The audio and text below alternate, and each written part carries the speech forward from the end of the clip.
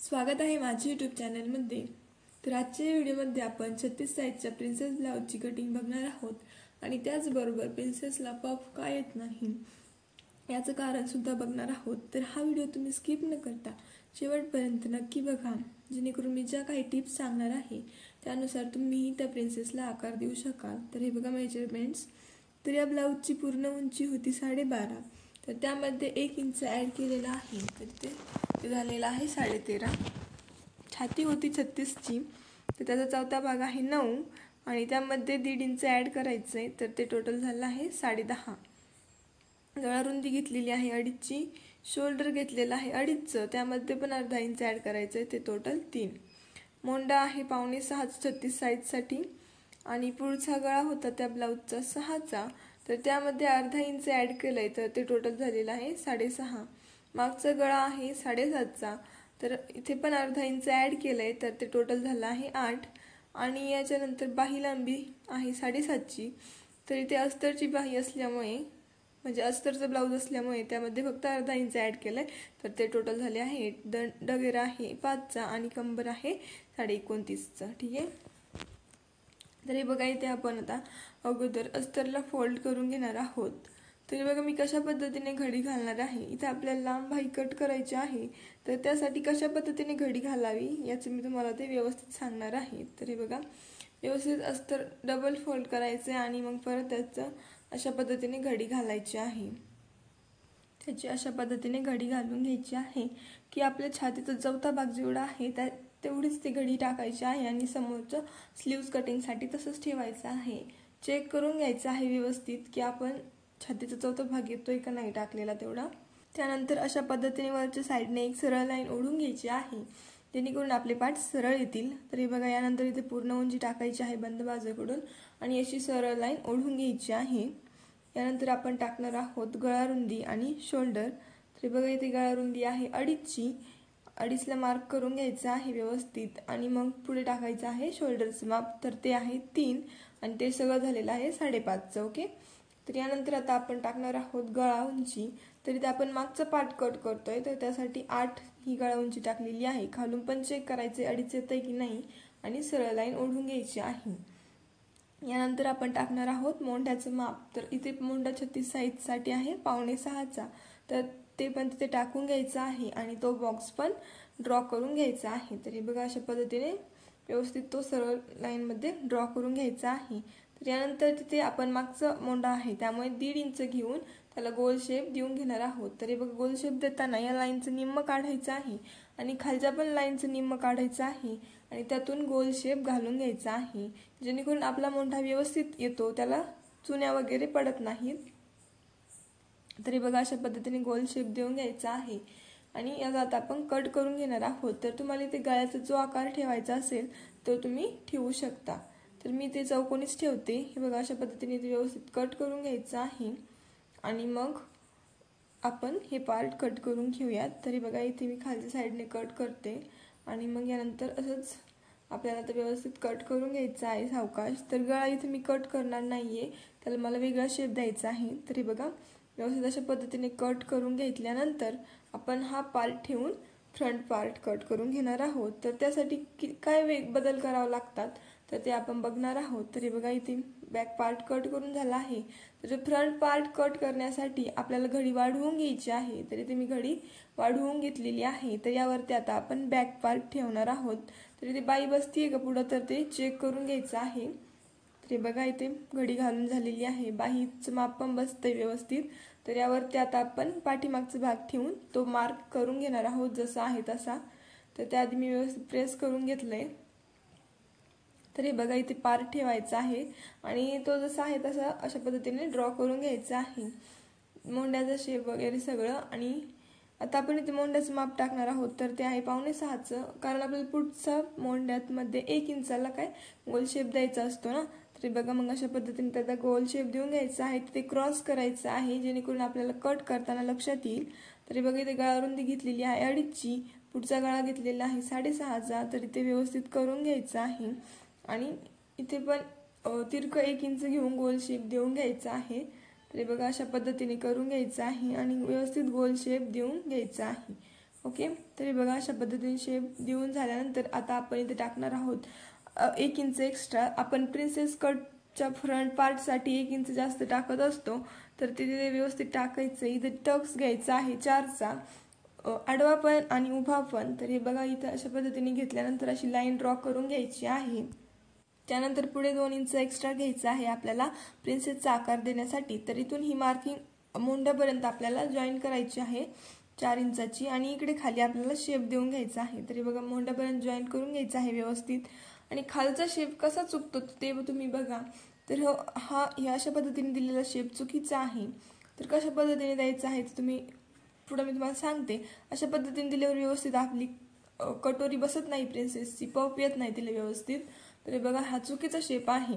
तर याला मी रफ करून घेणार आहे. तुम्ही लक्षपूर्वक बघा इथे शेप कसा आहे आणि पुढचा कसा देते हे बघा. इथे मी रफ करून घेतलेला आहे. तर यानंतर आता बघा कशा पद्धतीने त्याला शेप द्यायचा आहे जेणेकरून व्यवस्थित पफ येतो.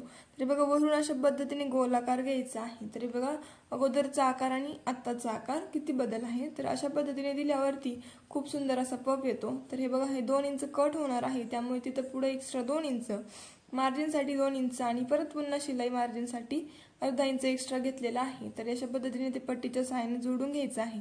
याचा दुसरा पण प्रकार आहे. आपण इथे खाली कमरेचा चौथा भाग आणि मग पुढे 2-2 इंच एक्स्ट्रा घेऊ शकतो, पण मी अशाच पद्धतीने करते.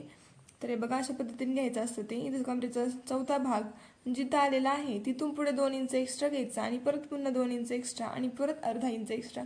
ते सेमच होतं, त्यामुळे मी असंच टाकते. तर हे बघा अशा पद्धतीने केल्यावर आपण आता याला कट करून घेणार आहोत. तर हे बघा कट कशा पद्धतीने करायचं आहे. तर ही लाईन याला अगोदर जोडून घ्यायची आहे आणि ही इकडची ही लाईन ह्या इथे प्रिन्सेसच्या आकाराला अशा पद्धतीने जॉईन करून घ्यायची आहे. आणि आता आपल्याला त्या तिरक्या लाईन कट करायच्या आहेत. तर हे बघा कट करताना सावकाश कट करायचं आहे. तर हे बघा अशा पद्धतीने कट करून ती तिरकी लाईन आणि ही तिरकी लाईन अशा पद्धतीने कट करायचं आहे आणि साईडचं कट करून घ्यायचं आहे. तर बघा इथे गळा कट करते मी. मोंढ्याचा शेप आपल्याला आतमधला कट करायचा आहे समोरचा, आणि मग साईडचं कट करून घ्यायचं आहे. आणि मग आता आपण ती प्रिन्सेसची कटोरी सेपरेट करणार आहोत. तर हे बघा अशा पद्धतीने इथून कट करायचं आहे आणि तिथले ती मार्किंग कट करून घ्यायची आहे. तर अशा पद्धतीने आपली समोरच्या पार्टची कटिंग झालेली आहे. ठीक आहे, तर हे बघा पुढचा पार्ट आपला रेडी झालेला आहे. तर यानंतर आता आपण स्लीवची कटिंग करणार आहोत. तर इथे मी उरलेला अस्तर घेतलेला आहे. तर याला डबल फोल्ड करायचं आहे आणि पुन्हा एकदा फोल्ड करायचं आहे. तर हे बघा अशा पद्धतीने प्रेस करून घ्यायचं आहे. इथे आपल्याला 9ची घडी लागणार आहे, तर इथे 1 इंच कमी पडते. तर त्यानंतर आपण जॉईंट देऊन घेऊयात शिवताना. तर हे बघा 8ची उंची आहे, दोन्हीकडे टाकली आणि बॉक्स ड्रॉ करून घेतलेला आहे. तर हे बघा मी सेपरेट करून घेते जेणेकरून तुमच्या लक्षात येईल मेजरमेंट्स कशा टाकल्यात. तर इकडून खुली बाजू आहे आणि इकडून बंद बाजू आहे. तर ते खुली बाजूकडून आपल्याला कॅप हाईट टाकायची आहे. तर इथे टाकायची आहे 2.5ची किंवा मग 3ची पण तुम्ही टाकू शकता, जेवढी तुमची बाई लांबी आहे त्यावरती. इथे मी टाकून घेतली आहे. तर आता ती तिरकी लाईन आपल्याला ड्रॉ करून घ्यायची आहे. तर त्यासाठी इथे मी 1 इंच घेतलेला आहे आणि जिथे दंड घेणार आहे तिथे पण 1 इंच घेऊन अशी तिरकी लाईन ड्रॉ करून घेतलेली आहे. वरती पण आपल्याला ते तिरकं जोडायचं आहे, त्यामध्ये तिथे पण 1 इंच असं आडवं घेतलेलं आहे आणि ती लाईन अशी तिरकी जोडून घेतलेली आहे. त्यानंतर आता आपल्याला या लाईनचं निम्म करायचं आहे. तर हे बघा इथे येतं ते. तर त्याचं निम्म करायचं आहे, तिथे आलेलं आहे. आणि मग त्याचं पण निम्म करायचं आहे आणि परत पुन्हा त्याचं निम्म करून घ्यायचं आहे. तर जिकडे वरचा भाग आहे तिकडे वरती अर्धा इंच घ्यायचं आहे आणि जिथे कॅप हाईट टाकली त्या साईडने खाली अर्धा इंच घेऊन अशा पद्धतीने बाईचा शेप देऊन घ्यायचा आहे. तर हे बघा अगोदर हे कट करायचं आहे, मग बाहेरच्या साईडने कट करायचं आहे आणि मग हा शेप कट करून घ्यायचा आहे. तर हे बघा मी कट करताना दाखवते तुम्हाला व्यवस्थित. तर हे बघा अगोदर ही तिरकी लाईन कट करून घेणार आहोत दंड घेराच्या साईडची. ठीक आहे, तर हे बघा अगोदर बाहेरच्या साईडचा पार्ट कट करायचा आहे. त्यानंतर अशा पद्धतीने ओपन करून जो खोल भाग आहे तो आपल्याला कट करून घ्यायचा आहे. तर बाही व्यवस्थित ठेवायची आहे. तर तुम्हाला जर बाई कटिंगचा व्हिडिओ बघायचा असेल तर मी सेपरेट व्हिडिओ टाकलेला आहे चॅनलवर, तो तुम्ही बघू शकता. तर त्याची लिंक मी देते डिस्क्रिप्शन बॉक्समध्ये. तर हे बघा अशा पद्धतीने बाही कट करून घ्यायची आहे. तर बघा इथे आपली बाही झालेली आहे कट. यानंतर आपण सगळे पार्ट बघूयात. तर हे बघा हा आहे साईडचा पार्ट, ही आहे कटोरी आणि ही बाही आणि यावरती मी ठेवत आहे बॅक पार्ट. तर हे बघा अशा पद्धतीने आपले सगळे पार्ट कट करून झालेले आहेत. तर त्याला आता आपण पिसावरती कट करून घेणार आहोत। तर पिसाची पण सेम तशीच घडी टाकायची आहे जशी आपण अगोदर ठेवली होती तशी, आणि त्यावरती ते पार्ट व्यवस्थित ॲडजस्ट करून आपण कट करून घेणार आहोत। तर यासाठी आपल्याला साईडने अर्धा इंच एवढी मार्जिन एक्स्ट्रा ठेवायची असते जेणेकरून आपल्याला ते शिवताना कमी पडू नये। त्यासाठी मी इथे घडी वाढून घेतलेली आहे। तर हे बघा इथे एक्स्ट्राची घडी घेतली आहे। त्यानंतर मी अर्धा इंच मार्जिन एक्स्ट्राची ठेवत ते कट करून घेत आहे। तर हे बघा सावकाश कट करून घ्यायचं आहे एक्स्ट्राचं ठेवतच, जेणेकरून आपल्याला ते शिवताना कमी पडायला नको। तर सगळे पार्ट अशाच पद्धतीने कट करून घ्यायचे आहेत।